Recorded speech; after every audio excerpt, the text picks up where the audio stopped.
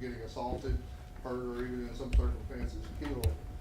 We had a situation with Officer Santiago responded to a disturbance call just outside, right there by Tram Road. He was the first responding unit to arrive. Upon arrival, he was speaking to the Moors at the house, and the gentleman, y'all correct me if I'm wrong, because I got there late, but I was coming from the house to get there. By the time I get there, come to find out, as soon as Santiago pulled up, this gentleman is about 6'3", black and not a stitch of clothes on, and high on methamphetamine. So when they're in that state, they're extremely strong, extremely aggressive. And in this particular case, as soon as he saw our officer pull up, he turned around and charged him in full force, engaged Santiago in a fist fight and attempted to disarm him. Donald Moore, to his credit, and was fortunate, and I'm proud to say, engaged, saw what was happening, and backup units had not yet arrived. He was by himself, single man unit. Mr. Moore ran out there and engaged and assisted him in keeping the gentleman from taking his firearm from him, which is what he was trying to do at the time. Donald was successful in restraining him until backup units got there, and ultimately he ended up having to tase the man to get him under control and compliance and into handcuffs. He was just that far out of his mind on the methamphetamine. So, Mr. Moore, I'd like to commend you for getting involved. Mr. Moore, y'all, because I know it had to be extremely scary for y'all. Yes, it was.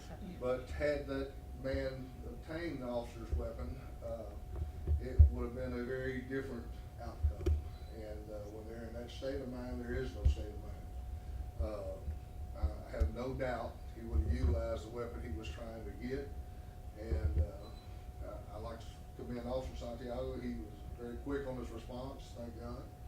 Getting there, there was a short fight that ensued, and I have to say, Daniel did an extremely good job of taking care of himself as far as defending against this guy. And by the time I got there, he was cuffed, and as we refer to, cuffed and stuffed. And, but Mr. Moore, I commend you for going above and beyond, and not just sitting there and watching this unfold. Ms. Moore, I know you was the basket that night. I talked to you.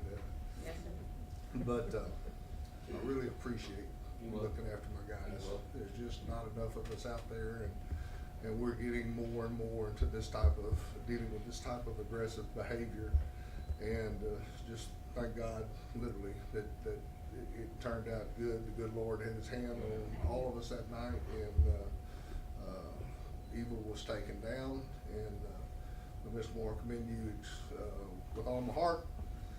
Thank you. I would like to present you the plaque.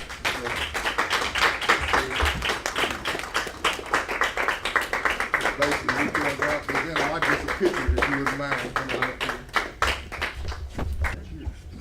You earned it.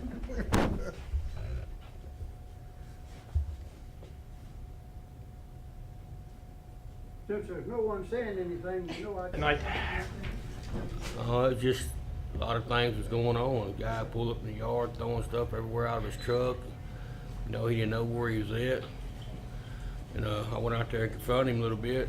He just got agitated, you know, kept throwing stuff. I told him, I said, hey man, quit throwing stuff in my yard. He just kept on. I went around behind his truck, picking stuff up, throwing back in his truck. He got it, threw it out there on the highway. And I walked to my truck, I opened my car door up, he run up in there behind me, and I turned around and I hit him a little bit, knocked him down. I did. He jumped up, took all his clothes off. I said, oh my God. And by that time the officer Chicago got there, Danny, and he seen him, he just charged him, took off after him. Danny got to his car, he opened the car door up, and when he raised up, that guy hit him inside the head. Then he went around behind his car to get in his car.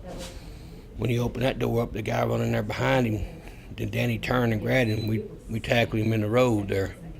So that's what happened. Just trying to disarm him? Yes, sir. Just trying to, just get him down on the ground, 'Cause I didn't know what would happen. If he'd have got a gun, I don't know what would happen if he'd have got a gun.